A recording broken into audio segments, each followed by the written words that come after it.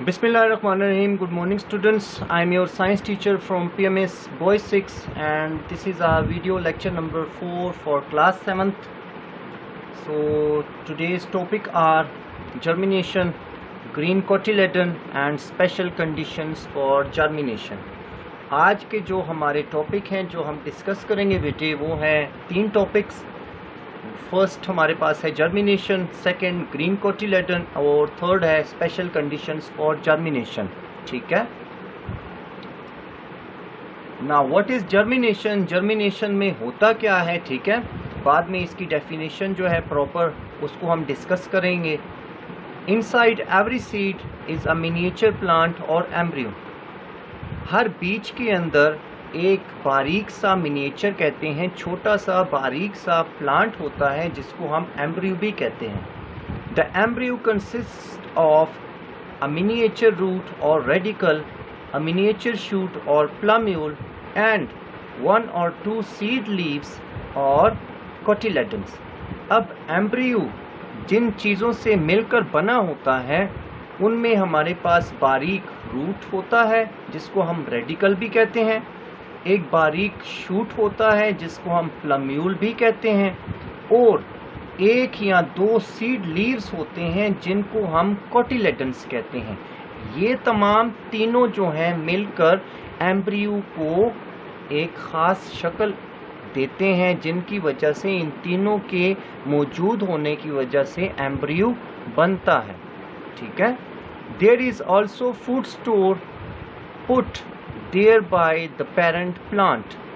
अब उस एम्ब्रियो के अंदर, उस सीड के अंदर फूड स्टोर होता है जिसकी मदद से जो सीड है वो रेडिकल को ग्रो कराता है, प्लम्यूल को ग्रो कराता है और एक सीडलिंग या यंग प्लांट की शक्ल इख्तियार करता है जो कि फूड स्टोर होता है उनके पेरेंट प्लांट की तरफ से जब फर्टिलाइजेशन का प्रोसेस होता है, जो हम लास्ट वीडियोस में एक्सप्लेन कर चुके हैं. ठीक है. A mass of a cell called the endosperm which surrounds the embryo. अब एक सेल की, एक मास ऑफ अ सेल की एक लेयर होती है जिसको हम एंडोस्पर्म कहते हैं, जिसने ढका होता है किसको? एम्ब्रियो को. ये एम्ब्रियो को एक प्रोटेक्शन फराहम करती है, जैसे हमने लास्ट वीडियो लेक्चर्स में पढ़ा था सेपल्स के बारे में. ठीक है. सेपल्स क्या करते हैं? प्रोटेक्ट करते हैं initial stages of a flower को और प्रोटेक्ट करते हैं किससे? इंसेक्ट से, बर्ड से. ठीक है. मुख्तलिफ इंसेक्ट से और उस फ्लावर को डैमेज होने से बचाते हैं. इसी तरह एंडोस्पर्म जो है वो एम्ब्रियो को डैमेज होने से बचाता है, जिसकी वजह से एक mass of a cell layer जो है एम्ब्रियो के इर्द गिर्द इसको छुपाए रखती है, प्रोटेक्ट करते रखती है. ठीक है. Around the embryo and endosperm is a tough seed coat. अब एम्ब्रियो और एंडोस्पर्म के इर्द गिर्द एक और लेयर होती है, एक शीट ऑफ लेयर होती है जिसको हम सीड कोट कहते हैं. ठीक है. आपने डेली लाइफ में एक्सपीरियंस किया होगा, चना हो गया या लोबिया या कलूल, इसको अगर हम पानी में भिगो कर रखें तो आपने देखा होगा एक ट्रांसपेरेंट सी लेयर बनती है. ठीक है. जो कि पानी की वजह से हमें नज़र आती है और वो इजीली हम हटा सकते हैं फिर. ठीक है. तो वो तमाम की तमाम जो हमें ट्रांसपेरेंट सी लेयर नज़र आती है वो होती है सीड कोट की, जो कि प्रोटेक्ट करती है सीड को और उसके अंदर जो एम्ब्रियो होता है. ठीक है बेटे. अब ये जो आपके पास डायग्राम है ये बीन सीड की है. ठीक है. इसमें आप देख सकते हो रेडिकल भी है, प्लम्यूल भी है. रेडिकल रूट की शक्ल इख्तियार करता है, प्लम्यूल सीडलिंग की शक्ल इख्तियार करता है. ठीक है. एम्ब्रियो भी आप देख सकते हैं.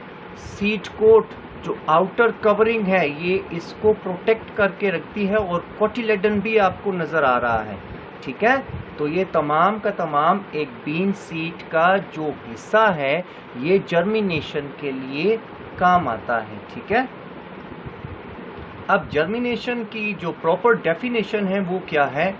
All seeds need water, air and warmth before they will start to grow. When a seed does have water, warmth and air, it can begin to grow into a new plant. This is called germination. अब germination के लिए एक seed को क्या चाहिए होता है? पानी, हवा और एक ख़ास टेम्परेचर. वार्मथ मीन्स एक ख़ास नमी जो उसको चाहिए होती है ग्रो करने के लिए, बढ़ने के लिए. And when a seed does have water, warmth and air, it can begin to grow into a new plant. और जब एक सीड को ये तीनों अज्जा सही मिकदार में मिलते हैं, मीन्स पानी भी मिल रहा है, एक ख़ास नमी जो ज़मीन में पाई जाती है, टेम्परेचर जिसको हम कहते हैं वो भी मिल रहा है, और एयर हवा भी मिल रही है सही मिकदार में, तो वो सीड क्या करता है? ग्रो करना स्टार्ट कर देता है और एक नए प्लांट की शक्ल में, यंग प्लांट या सीडलिंग की शक्ल इख्तियार कर लेता है, बढ़ना शुरू हो जाता है. तो इस सीड का जो सफ़र है, जो सीडलिंग या यंग प्लांट में चेंज होना है, इस तमाम प्रोसीजर को हम कहते हैं जर्मिनेशन. क्लियर बेटे?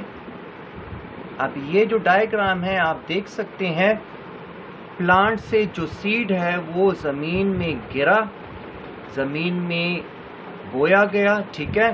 फिर उसको जब एक ख़ास मिकदार का वाटर, एयर और एक ख़ास टेम्परेचर मिलता है तो ये आहिस्ता आहिस्ता ग्रो करता है. जो आपको रूट्स नज़र आ रहे हैं ये रेडिकल कहलाते हैं, और जो इसका अपवर्ड पोर्शन है, मीन्स जो बीज, जो कोटिलेडन्स जो हैं वो ज़मीन से बाहरी हिस्से की, ऊपरी हिस्से की तरफ हैं, ये प्लम्यूल कहलाता है. ठीक है, इसके साथ आपको वाइटिश जो शेप्स नज़र आ रही हैं ये कोटिलेडन्स हैं. ठीक है, और जो लास्ट पोर्शन है, ठीक है, जो लीव्स आपको नज़र आ रहे हैं ये सीडलिंग्स कहलाता है, या फर्स्ट सीड लीव्स इसको हम कहते हैं, या यंग प्लांट कहते हैं.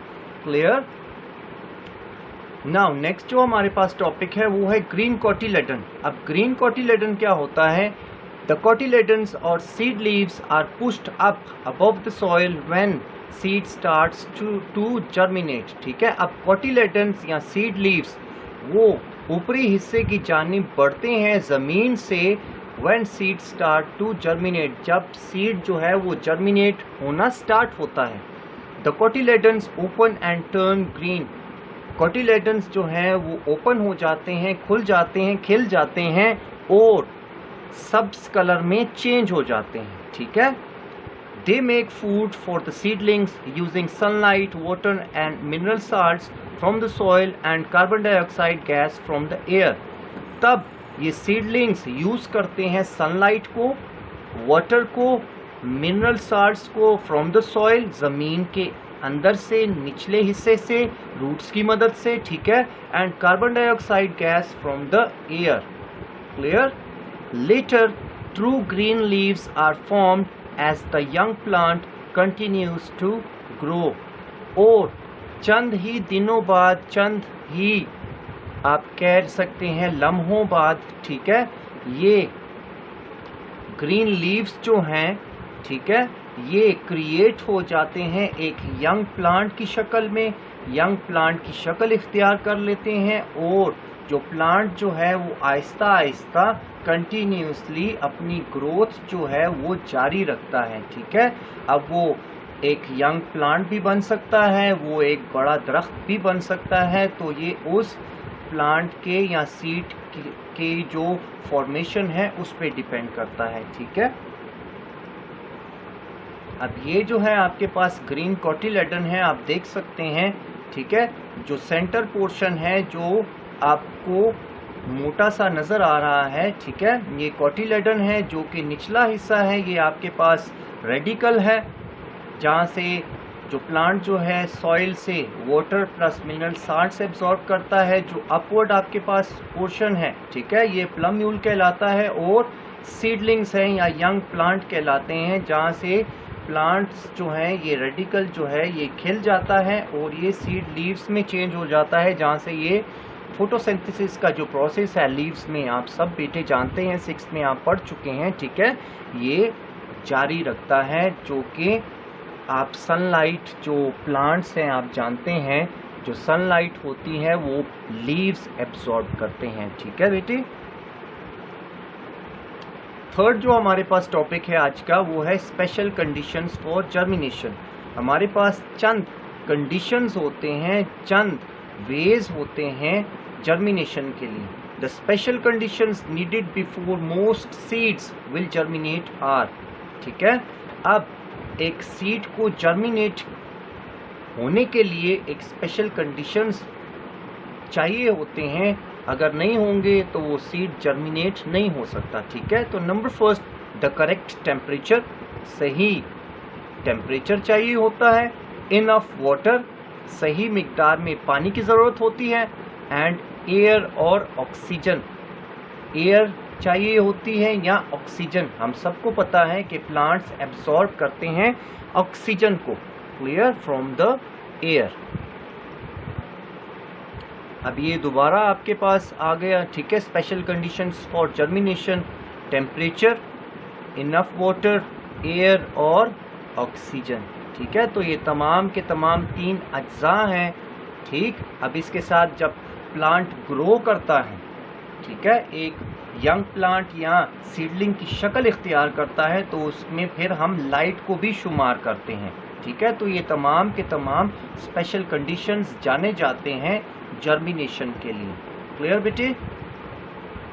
अब ये डायग्राम आपको नज़र आ रही है। ठीक है।